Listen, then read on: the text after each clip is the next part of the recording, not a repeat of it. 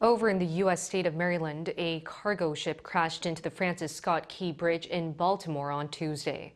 The U.S. Coast Guard is still looking for 6 road crew members who are working on the bridge. Shin Se-byuck with the latest. On Tuesday, the Francis Scott Key Bridge in Baltimore, Maryland, U.S. collapsed after a massive cargo ship, which officials say lost power, crashed into it.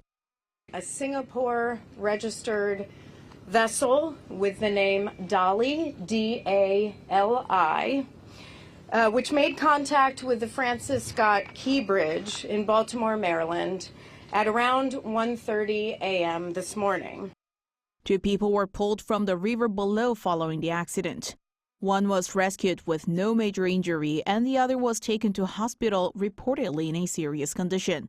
The U.S. Coast Guard on Tuesday evening suspended search and rescue efforts for 6 members of a road crew who were working on the bridge until early on Wednesday due to impending weather conditions.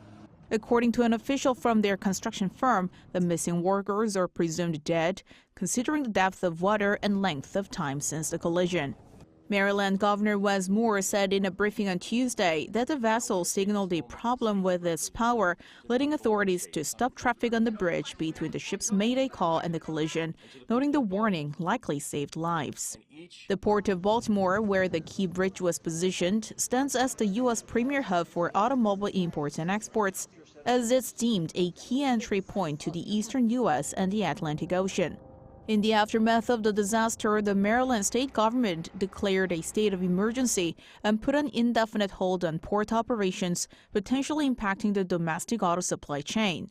Following the accident, U.S. President Joe Biden held a briefing where he said he would visit Baltimore at the earliest opportunity. He reassured the public that although investigations into the cause of the accident are ongoing, there is no indication of terrorism.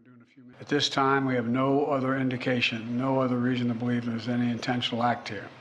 Biden stressed the importance of concentrating on search and rescue efforts at this time, with plans to promptly move forward with bridge reconstruction.